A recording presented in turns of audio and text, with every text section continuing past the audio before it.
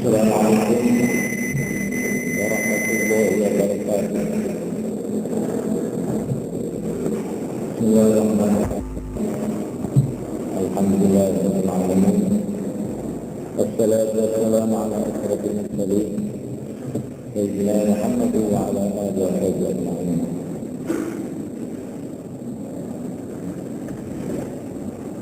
Bapak-bapak, ibu-ibu, saudara-saudara, hadirin dan hadirat yang kami muliakan. Lebih dahulu saya mengucapkan terima kasih atas kesempatan yang sekaligus merupakan penghargaan dan kepercayaan kepada diri saya untuk pada malam ini menyampaikan uraian sekitar Isra Mi'raj Nabi besar Muhammad sallallahu alaihi wasallam.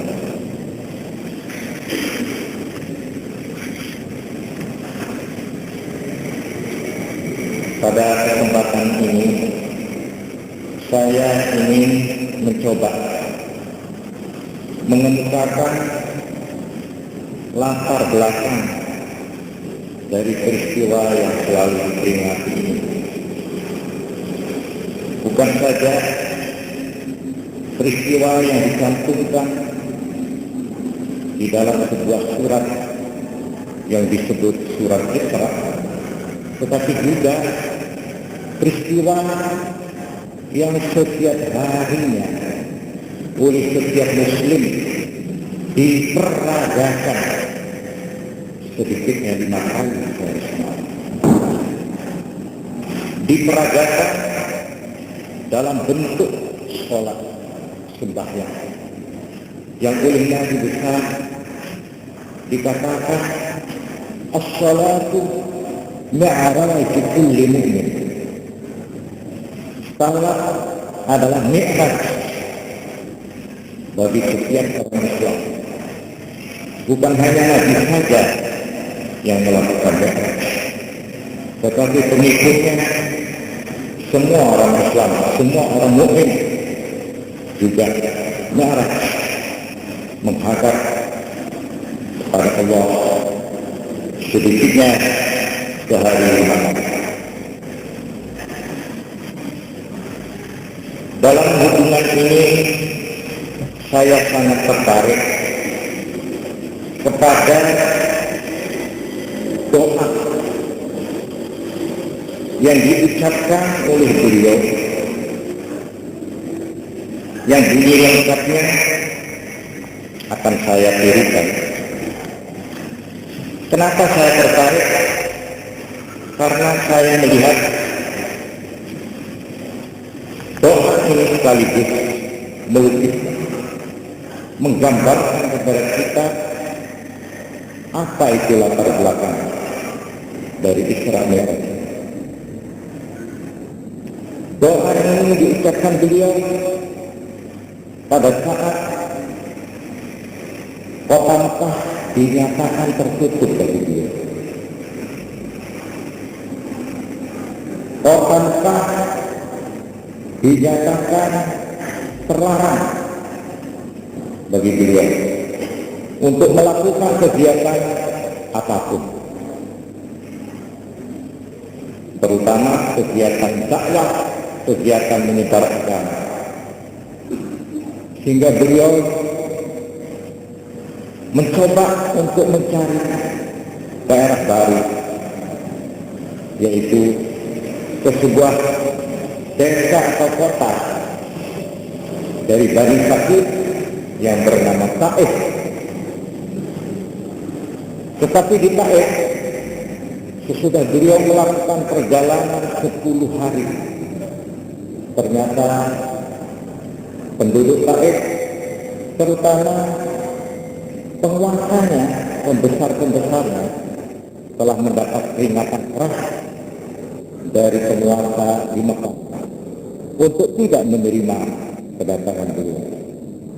Hingga akhirnya beliau ditarik, disambut dengan sambutan bukan saja kasar, tetapi lebih dari kasar. Beliau dilempari batu, beliau diusir dari tanah. Sepulangnya dari Taif itulah doa ini dibaca itu. Saya menurun doa ini dari sebuah buku sejarah.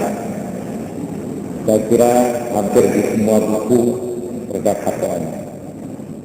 Yang bunyi lengkapnya, Allahumma ilaika ashki ba'fa quwwati wa qillata hilati wa hawani 'ala an-nas ya arhamar rahimin. Wahai ya Allah, kepadamu lah aku mengadukan kelemahan daya kekuatanku dan kekurangan daya upayaku, dan betapa aku telah diremehkan orang, telah dilecehkan orang. Wahai Tuhan yang maha pengasihnya pengasih, Anta Rabbul Mustada'afin wa Anta Rabbi ila man takilni. Engkaulah Tuhan pelindung mereka yang lemah, yang ditindas, yang diperlakukan tidak semena-mena. Dan Engkau pun adalah Tuhan pelindungku pula. Lalu kepada siapa lagi Engkau akan menyerahkan diriku? Setelah Khadijah istriku yang menjadi perisai, menjadi pelindung aku dan gerakanku di rumah, meninggal, dan setelah Abu Talib pelindungku di tengah-tengah, di luar rumah, di tengah-tengah masyarakat juga meninggal, lalu kepada siapa aku akan Engkau serahkan? Ila ba'idin yatajahhamuni atau ila aduwin man laktahu amri. Apakah akan Engkau serahkan aku kepada orang luar yang bersikap cemberut menghadapiku, ataukah kepada musuh yang akan menguasai nasibku? Illam yakun bika ghadabun alayya fala ubali walakin afiyatuka hiya awsa'u li. Asal saja tidak ada kemurkaan-Mu kepadaku, wahai ya Allah, maka aku pun tidak peduli. Namun pengamanan-Mu bagiku jauh lebih luas. Oleh karena itu, wahai ya Allah, a'udzu binuri wajhik alladhi ashraqat lahu dhuluman wa salaha alaihi amru dunya wal akhirah, antum bila bi ghadabat atau tuhillu alayya sakhatak.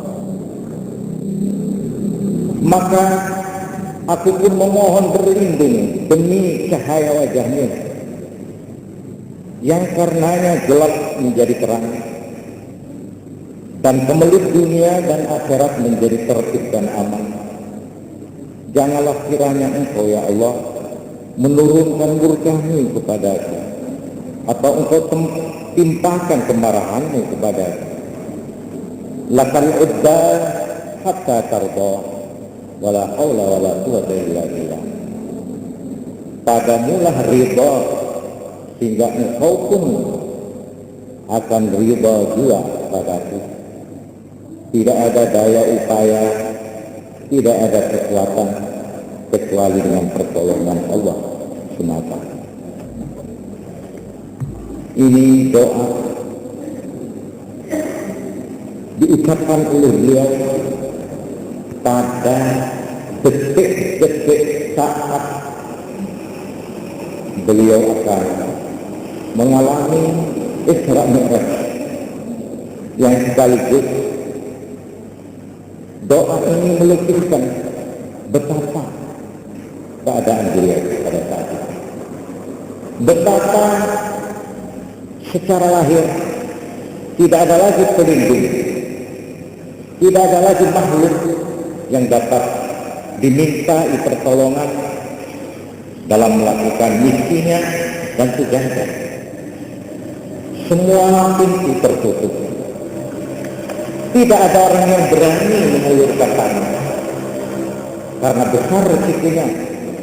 Bukan saja dia dianggap lawan dan musuh oleh pemuka-pemuka Quraisy di Makkah, tapi dia akan terancam nasib dan kehidupannya, harta dan benda. Karena itu hampir semua muka pada waktu itu melengos kalau bertemu dengan beliau.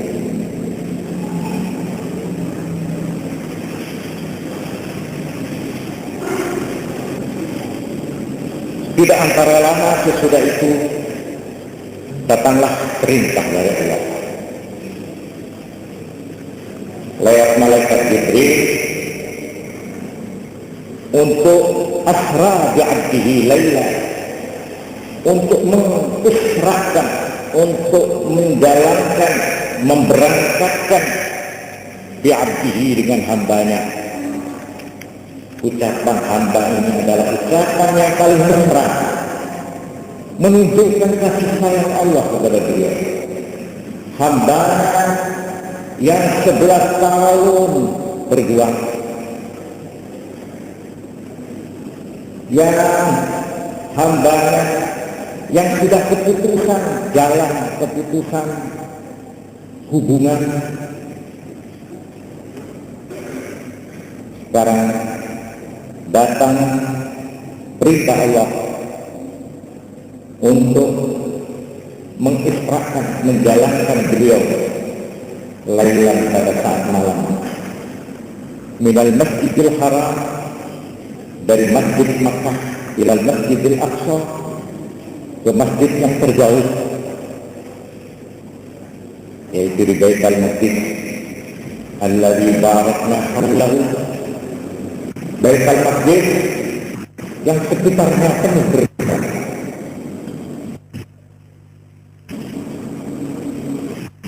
Linuriyahu min ayatina, agar supaya Tuhan bisa memperlihatkan,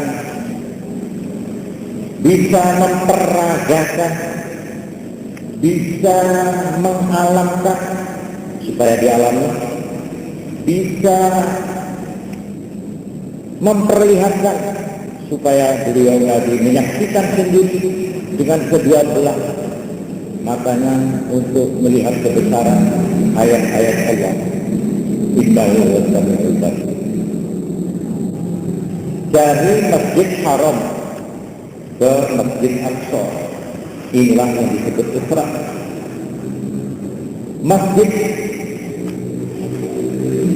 yang di dalam sejarah agama besar merupakan tubuh tonggak sejarah yang hebat. Karena di Masjid Haram, Masjid Makkah adalah tempat turunnya wahyu yang pertama dulu, yang diturunkan oleh Allah dan diterima oleh kakek dari seluruh nabi, yaitu Nabi Abraham, Nabi Ibrahim bersama Nabi Ismail. Dari tempat turunnya wahyu yang pertama inilah Nabi berangkat melakukan Isra ke Masjidil Aqsa, tempat turunnya wahyu yang diturunkan dan diterima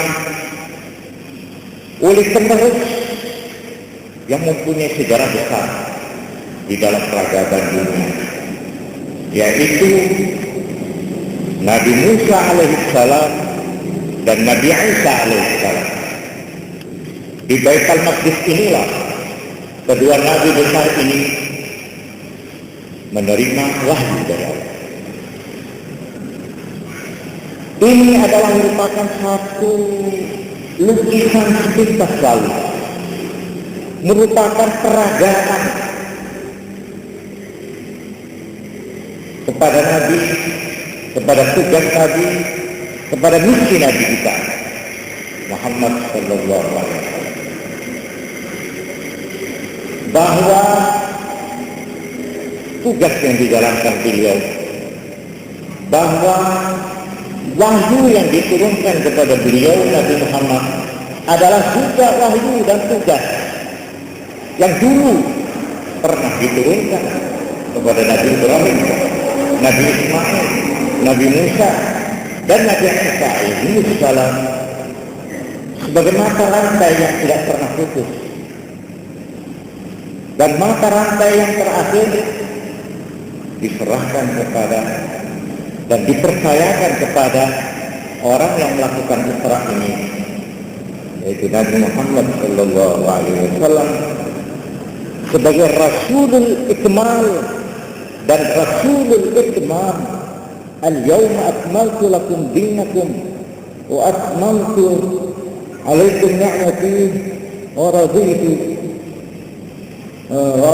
lakum al-Islam madinah.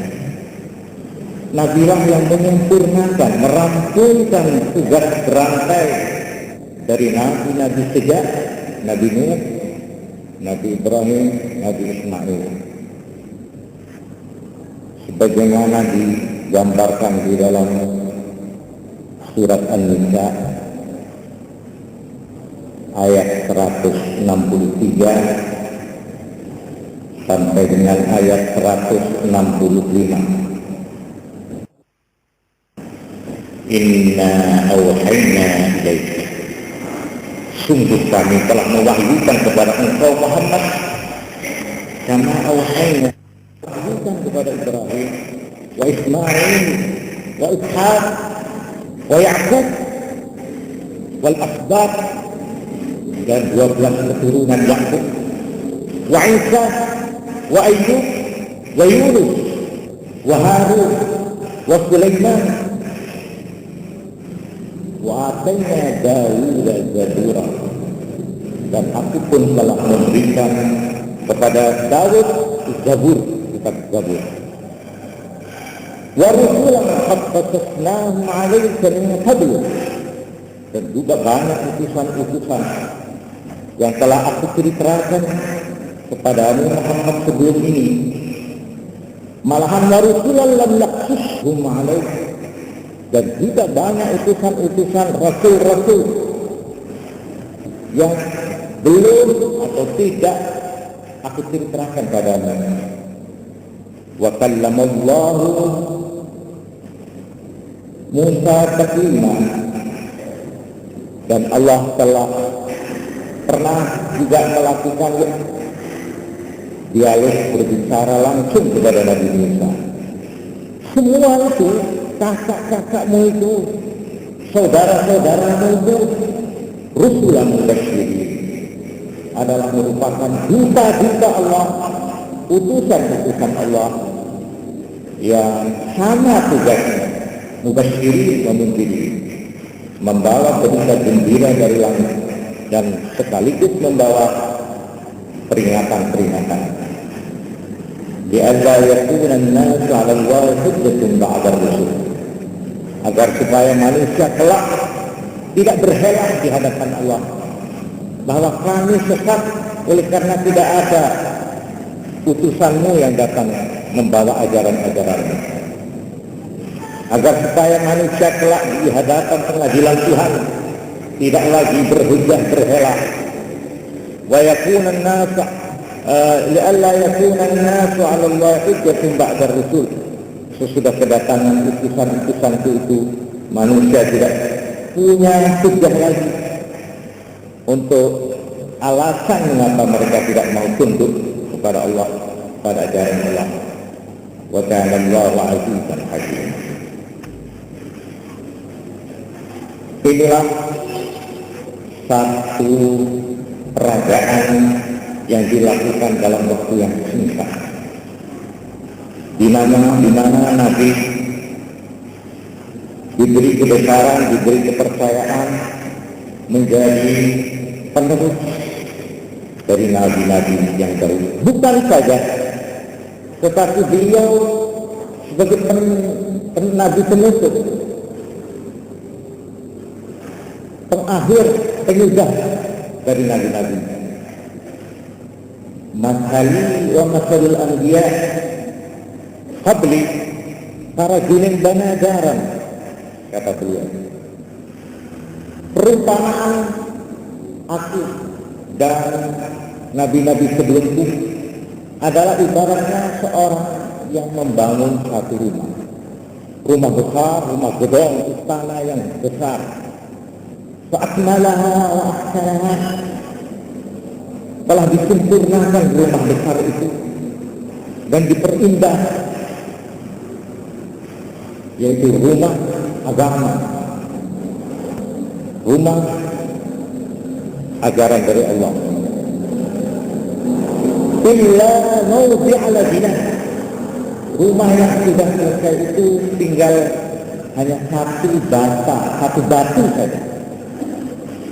Faja'ala an-nas yadkhulunaha wa yata'ajjabun, orang-orang generasi demi generasi dari abad ke abad, sejak Nabi Nuh sampai ke Nabi Isa, orang berduyun-duyun masuk ke rumah besar itu. Mereka merasa kagum melihat keindahan rumah. Wa yaqulun laula mawdi'ul ladina, mereka setelah melihat ada satu lubang yang belum ada batunya, mereka mengatakan, sayang, andai kata batu ini, lubang ini ditutup oleh batu, alangkah sempurnanya rumah ini. Fa'alal ladina, kata Nabi, akulah batu itu. Wa ana khatamun nabiyyin, dan akulah penutup dari nabi-nabi. Inilah rangkaian agama-agama besar yang dimulai dari Nabi Adam, atau praktisnya dimulai dari Nabi Nuh alaihissalam setelah banjir topan yang terkenal dalam sejarah. Dari sejak Nabi Nuh beruntun terus estafet secara maraton, bergilir serah menyerahkan dari tangan ke tangan tugas yang sama, yang akhirnya sampailah ke tangan yang terakhir, penutup, yaitu Nabi Isra, Nabi Mi'raj, Nabi Muhammad sallallahu alaihi wasallam.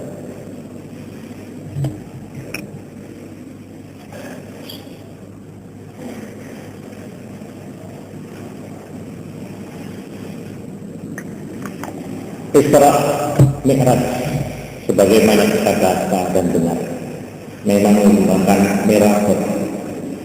Miracle merupakan satu keajaiban, keanehan yang hampir membuat orang tidak mudah menangkap. Hampir orang menganggapnya khayalan, hampir orang menganggapnya dongengan.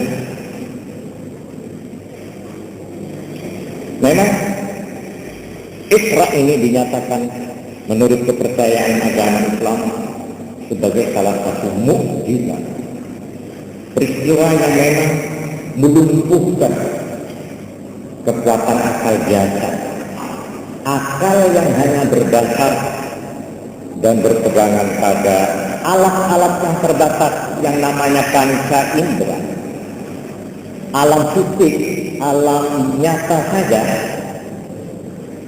Akal yang tidak dilengkapi dengan iman,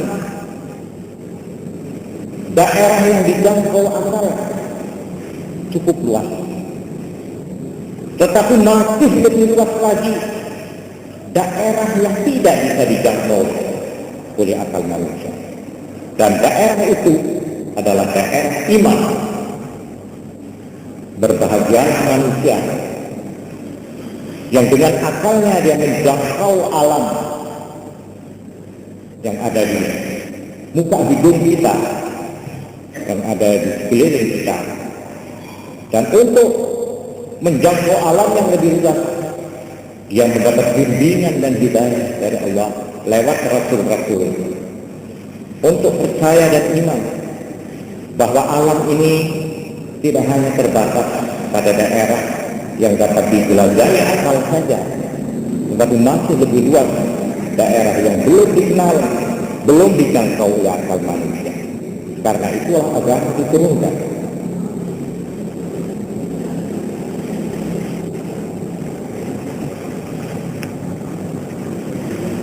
Keanehan Isra, kalau kita boleh lihat, sedikitnya ada 3.